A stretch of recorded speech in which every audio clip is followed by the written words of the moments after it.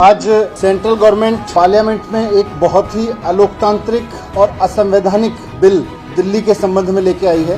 केंद्र सरकार दिल्ली सरकार को चलाने का जो GNCTD एक्ट है, government of national capital territory Delhi act, इसमें बदलाव करने के लिए एक अमेंडमेंट बिल लेके आई है। ये जो अमेंडमेंट लेके आ रही है केंद्र सरकार, भारतीय जनता पार्टी की सरकार, ये जैसा मैंने कहा कि संविधान के खिलाफ है और साथ साथ लोकतंत्र के खिलाफ है। और इस बिल में लिखा हुआ है कि दिल्ली सरकार, मतलब इस बिल के लागू होने के बाद दिल्ली सरकार का मतलब होगा लेफ्टिनेंट गवर्नर। दिल्ली में चुनी हुई सरकार का मतलब अब कुछ नहीं रह जाएगा। दिल्ली में सरकार का केवल एक मतलब होगा, लेफ्टिनेंट गवर्नर। ये बहुत ही खतरनाक अमेंडमेंट है, लोकतांत्रिक हिसाब से देखें और संविधान के हिसाब से देखें, दोनों तरफ से। और दूसरा इसमें लिखा हुआ है कि जो चुनी हुई सरकार है, मंत्रिमंडल है, वो जो भी फैसले लेगा उसकी फाइल अब LG के पास भेजनी पड़ेगी, हर एक फाइल। तो इसका मतलब ये है कि चुनी हुई सरकार का कोई मतलब नहीं रह गया, चुनाव कराने का कोई मतलब नहीं रह गया, मुख्यमंत्री मंत्री का कोई मतलब नहीं रह गया, सरकार केवल LG साहब होंगे।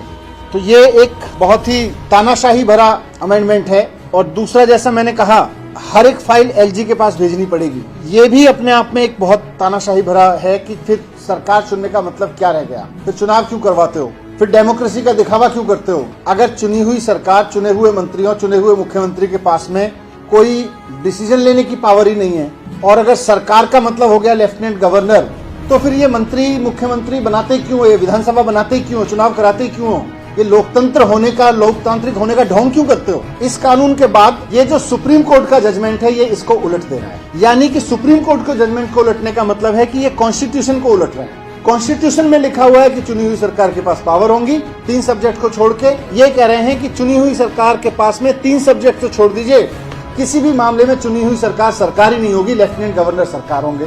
और दूसरा कह रहे हैं कि मंत्रिमंडल को हर एक फाइल अपनी वहां पे भेजनी पड़ेगी LG के पास में। फिर ऐसे कैसे काम चलेगा, ऐसे कैसे सरकार चलेगी, फिर मंत्रिमंडल बनाई क्यों रहो, चुनाव करवाई क्यों रहो। जो भारतीय जनता पार्टी का अप्रोच है, केंद्र में बैठ के जनता के निर्णय के खिलाफ इस तरह की हरकतें करना, साम दाम दंड भेद, किसी भी तरह से पहले तो चुनाव जीतने की कोशिश करना, जब जनता चुनाव में हरा दे तो उसके बाद चुने हुए MLAs को खरीद के सरकार बनाने की कोशिश करना, सरकार चलाने की कोशिश करना। और जहां MLAs ना बिक पाए, दिल्ली जैसी जगह पे, जब वो इसमें भी फेल हो गए कि MLAs खरीद पाते, तो उसके बाद में उन्होंने कॉन्स्टिट्यूशन के अगेंस्ट जाके, सुप्रीम कोर्ट के जजमेंट के अगेंस्ट जाके ये कानून अमेंडमेंट पास लेके आए हैं। और इसमें कुल मिला के चुनी हुई सरकार की जगह भारतीय जनता पार्टी पिछले दरवाजे से अपनी सरकार बनाने की कोशिश कर रही है।